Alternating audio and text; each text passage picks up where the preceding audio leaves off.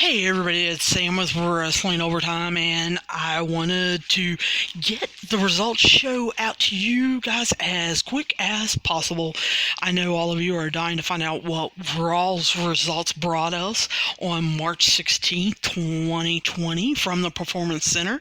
This was billed as Stone Cold Steve Austin's 369 celebration party, and it started off with an Edge promo, and I'm going to tell you this was one of the best things of the show. If you guys didn't get to watch it live, stay tuned for my raves and rants review as I break it all down. Or you guys need to make sure that you watch it on the WWE Network, or hopefully you guys DVR'd it, or you can catch it somewhere on YouTube, because Edge drove 17 hours to make it there after having travel issues, according to his wife, Beth Phoenix. So Edge's promo was absolutely awesome. They started off showing flashbacks of what had happened in the last 4 to 6 weeks about what's been going on since he came back from Royal Rumble and dealing with Randy Orton. He talked about Randy Orton being jealous of him and not being able to accomplish everything that he has accomplished and is going to accomplish. And then he challenged Randy Orton to a last man standing match at WrestleMania. So we will be getting that match April 5th, and I know that that's one that I am going to look forward to. These two veterans taking on each other at WrestleMania, even though it'll be in the Performance Center, I know they are going to put on a great match. After that, WWE made a questionable decision. My feeling is they replayed this year's men's Royal Rumble match. And of course, I'm not going to give you the results of that because we've already done that. We've already even broken down that match. So, what they did was they took up about an hour or so of Raw with that match and didn't have to have match between wrestlers that I guess the wrestlers didn't have to worry about catching anything from each other. After that, they decided to show the contract signing between AJ Styles and The Undertaker. The Undertaker came out first, and I'll go ahead and tell you and reveal to you guys that he did not come out in his dead man gear. He had no trench coat, no hat, anything. He came out what appeared to me a beanie style hat and pants, and looked around and basically flipped over a table. Raw immediately cut to commercial, and when they came back, Undertaker said something about no contract. He didn't need a contract. AJ then appeared with Gallows and Anderson on the Titantron and basically showed The Undertaker a contract and then signed it. After that, sent Anderson and Gallows out for The Undertaker to sign it, and let's just say The Undertaker signed it in his own special Undertaker way. Like I said, I'll be breaking that down in Raves and Rants review coming up tomorrow morning.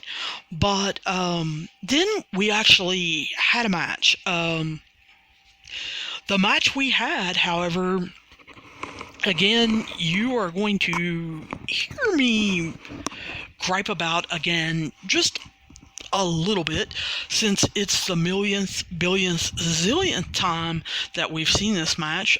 We saw Andrade with Zelina Vega take on Rey Mysterio.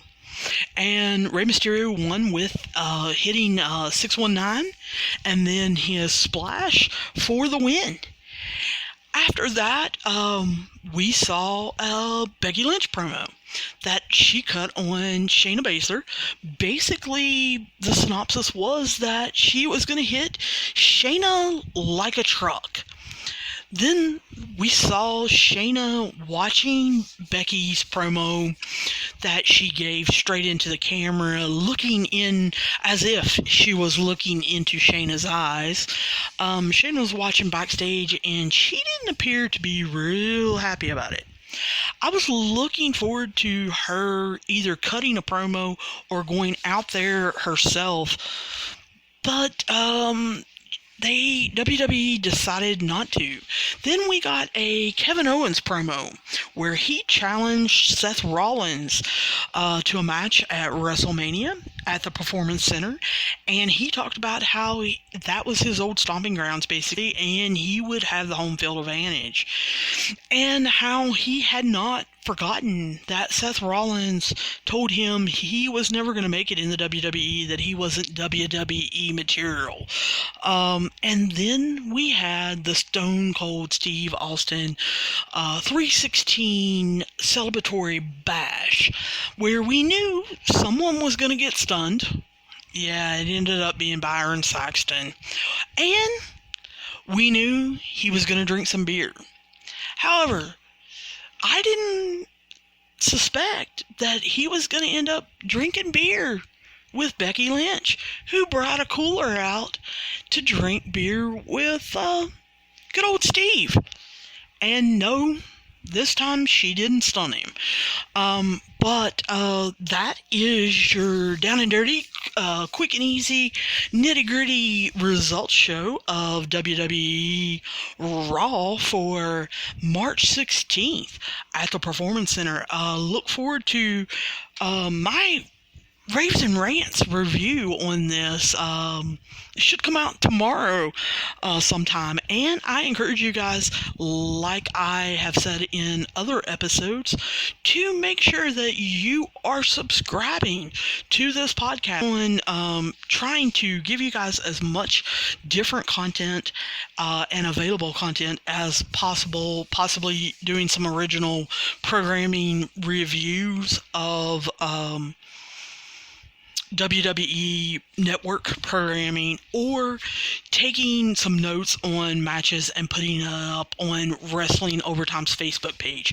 Make sure that you guys follow us on Wrestling Overtime Twitter and Facebook, and make sure that you are subscribing to this podcast. You can leave any reviews on podchaser.com, and make sure that if you have any questions, comments, problems, or protests, that you write me at wrestlingovertime@gmail.com, and I will be talking to you guys soon.